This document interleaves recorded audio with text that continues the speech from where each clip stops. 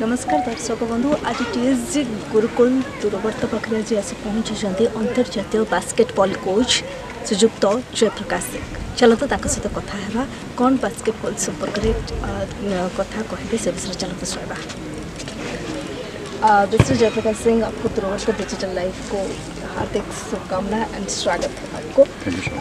Actually बहुत देर हो गया जी आप यहीं पे खड़े हैं, बच्चों के साथ बहुत कुछ बात करें, मैं सुनी हूँ आपके बहुत सारे बात। मेरे पहले सवाल है आपको कि जो बास्केटबॉल है इसका फेम क्या है? इसका फेम क्या है? फेम ओके, बास्केटबॉल गेम आप सभी को मालूम होना चाहिए कि आज की नहीं है। अमेरिकन बॉडी ने इसकी रिसर्च की थी और जब पहले इस गेम की इजाद हुई थी, शुरुआत हुई थी, तो लोग एक फ़न के रूप में इसको खेला करते थे, क्योंकि वहाँ जहाँ पर ये गेम शुरू हुई वहाँ सर्दी बहुत होती थी।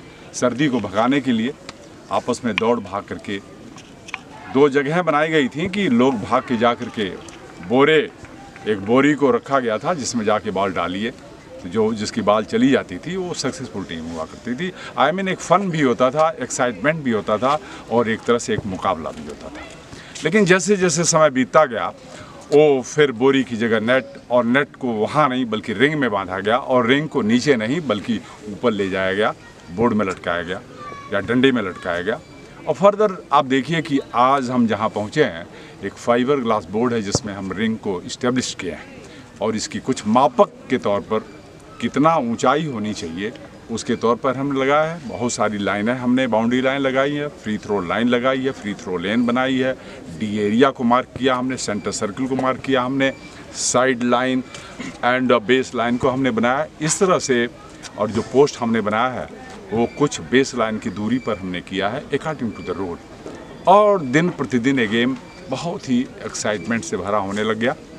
मैडम, आपको मैं बताऊं कि जो 3 पॉइंटेड एरिया बाहर को लगी हुई है ये भी एक्साइटमेंट का एक हिस्सा है, क्योंकि लोग फेंका करते थे तो नीचे से कहीं से फेंक दीजिए बास्केट हो जाती थी तो 2 पॉइंट ही मिलते थे। लेकिन लोगों ने देखा कि किसी की स्ट्रेंथ है, पावर ऑफ शूटिंग है, जो इस बाहर से फेंकते हैं, तो जो भी फेंकते हैं इसमें he or she must be awarded 3 point. तो इससे क्या होगा, एक्साइटमेंट ऑफ द गेम हो गई, गेम का रुख ही बदल जाता है। जैसे ही 3 पॉइंट की शॉट लगती है रुख बदल जाता है, और कम एफर्ट में बट पावर ऑफ एनर्जी के साथ गेम के पॉइंट हमारे बढ़ते रहते हैं। आप एक बास्केटबॉल के कोच हैं, पूरा इंटरनेशनल आप बास्केटबॉल के कोच हैं आप, तो मेरे सवाल ये कितने साल की उम्र पे आप बास्केटबॉल खेलने के लिए आपके दिमाग में आए? पहले तो मैं आपको बताऊं कि 16 साल 4 महीने की एज में मैं इंडियन आर्मी को ज्वाइन किया था। 16 साल 4 महीने, करीब 2.5 से 3 साढ़े 3 साल तक मेरी मिलिट्री ट्रेनिंग में चली गई, और करीब ये सब करते हुए 4-5 सालों के बाद मुझे मौका लगा कि मैं कुछ स्पोर्ट्स में चला जाऊं, एथलेटिक में, किसी और बॉक्सिंग में, किसी और भी चीज़ में। एंड फाइनली हमें एक व्यक्ति मिले जिन्होंने बास्केटबॉल के लिए हमको सूटेबल समझा। उसमें इंडियन आर्मी हेडक्वार्टर दिल्ली में बुलाया गया, और वो समय था 1978, और तब मैंने बास्केटबॉल सीखना शुरू किया। और 1978 खेलने के बाद 1980 में मैं 79-80 में पहला नेशनल चैम्पियनशिप खेला, दिल्ली स्टेट को रिप्रेजेंट किया, और इस तरह से सिलसिला चलता रहा। और 1983-84 में इंडियन सर्विसेज को रिप्रेजेंट किया, और 83-84 के दौरान ही मैं इंडियन टीम को भी रिप्रेजेंट किया बैंकॉक में और इंटरनेशनल चैम्पियनशिप के लिए। इस तरह से एज ए प्लेयर में चलता रहा, और तब मैं इंडियन आर्मी में था। और इंडियन आर्मी की सर्विस मैंने ख़त्म नहीं की, बल्कि प्री मेजर रिटायरमेंट हमने 1994 में लिया, और टाटा स्टील ने मुझे बुलाया था, और टाटा स्टील में as a head coach of Tata Steel में चला गया। उसके बाद फिर मेरी एक लंबी जर्नी टाटा स्टील के साथ रही 20 सालों की। ये 3 चेंजेस आपके लाइफ में, पहले आर्मी, फिर बास्केटबॉल में ज्वाइन की, और बास्केटबॉल में रहकर एक बास्केटबॉल के कोच भी बन गए, फिर आप जो बोले लास्ट में जो बात, तो ये 3 जर्नी को लेकर, ये 3 जर्नी के अंदर किस जर्नी आपको ज़्यादा मज़ा दे? मैं तो हमेशा सिचुएशन से ही मज़ा लेता था। मैंने अपने आप में ही रिसर्च किया, if you not daring to take risk, you cannot improve yourself. Indian army में मैंने काम किया, as a player, as a soldier, as a officer, जो कुछ भी था। उसके बाद मैं बास्केटबॉल खेलना शुरू किया, तो देन हमने सोचा कि बास्केटबॉल को ही क्यों ना फिर इसी को एक पैशन बना के उड़ा जाए। बास्केटबॉल हमने भी खेल लिया।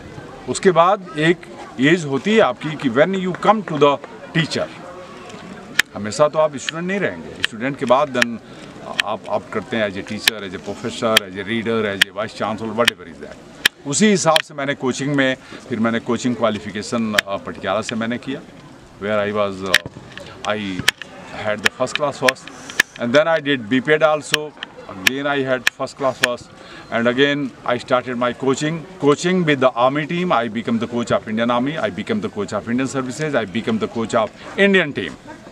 और जब मैं इंडियन टीम का कोच बना पहली बार, मैं 1997 में I became the coach of senior men team, and there was international tournament in Chennai. We became champion in that. और उसके बाद फिर सिलसिला मेरा ये कोच चलता रहा। I became the head coach of the country, and not only 1, 2, not only 3, not only dozen, I mean more than dozen international meet. I was the head coach of Indian men team, Indian women team, Indian junior team, Indian youth team. I mean there was the line of coaching. तो इस तरह से यदि आपका passion है और आप risk लेने में माहिर हैं, because every step there is a risk. यदि आप रिस्क लेते हैं तो आपकी रिकॉग्निशन होती है। If you are not having the power to take risk, you can not be recognised. मानती हैं कि नहीं? और 3 चीज़ें लाइफ में बड़ी ज़रूरी है जिस पर मैंने रिसर्च किया है। First thing, the responsibility. 2 आदमी आपस में फाइट कर रहे हैं, you are just going by the line, लेकिन आपने सोचा कि छोड़ो यार, मरने दो इनको, तो आपने तो रिस्पॉन्सिबिलिटी नहीं ली। But somebody has taken the responsibility to go in between, कि भाई क्या कर रहे हो सकता है डंडे उनको भी लग सकते हैं। That has become the responsibility. And once आपने अच्छा काम कर लिया, झगड़े खत्म हो गई, डंडे भी पड़ गए, तो देन क्या होगा? You will be recognised.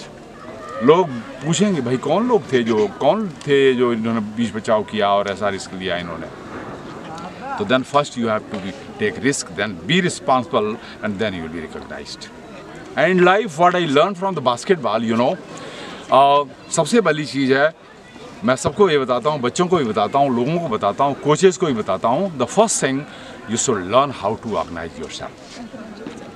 आप आई हैं, आपकी ऑर्गेनाइजेशन है, आपसे बातचीत करने का सिलसिला कैसा रहेगा, माइक पॉइंट आपका सही है कि नहीं, कैमरा राइट टाइम पर काम कर रहा है कि नहीं, जगह कौन सी है, साउंड किस तरह का है। I mean this comes under the organisation. हम बिस्तर से उठते हैं, बिस्तर को संभालते हैं, उसको सही सलोटों को दूर करते हैं, that is how to organise. तो once you learn how to organise, of course you are going to energise yourself. यदि ऑर्गेनाइज किया आपने तो एनर्जी भी आपको मिलेगी, and once you are energised, I mean you are going to magnetise yourself. लोग आपके इर्द गिर्द में घूमना शुरू कर देंगे, because you have some extra power. तो कहते हैं कि commitments what, commitments give you some extra power to go for extra mile.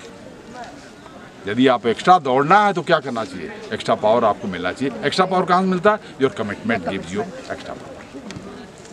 और इन द लाइन आप आगे पूछेंगी, उसका जवाब मैं पहले दे सकता हूँ कि एवरीबडी इज गुड।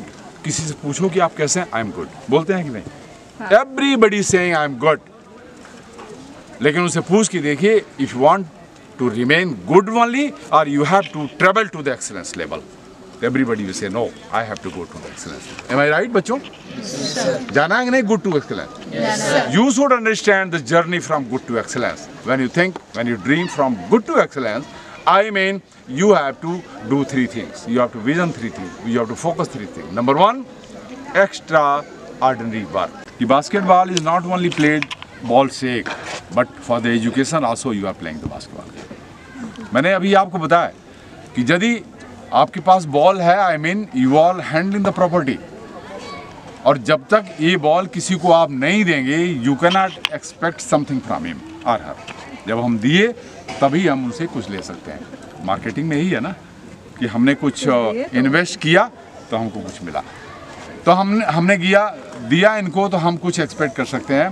ये एजुकेशन है not only in the basketball but in the human life thoroughly you find the same thing. यदि हम किसी को देते हैं तभी हम कुछ मांग सकते हैं। Number 1। Number 2, the way you are going fighting for the ball, I mean, तो you can fight for the other thing also in the life. जिसके लिए रास्ते बड़े सुलभ हैं, इजी हैं, ये समझो कि उसकी लाइफ बर्बाद हो रही है मेरी तरफ से। If you find situation, if you find trouble in the way, if you find lot of मुश्किलें आपके बीच में आती हैं, अब फिर मजा आता है कि हम कैसे काम करते हैं। मोबाइल फोन और सांगसाथी आपण पिलाटीर पाठपढ़ा और कैरियर को प्रभावित करुछि कि आपण से विवृत कि तेबे आज ही आसतु आपण चाहूथिबा मन लगी संपूर्ण आवासिक स्कूल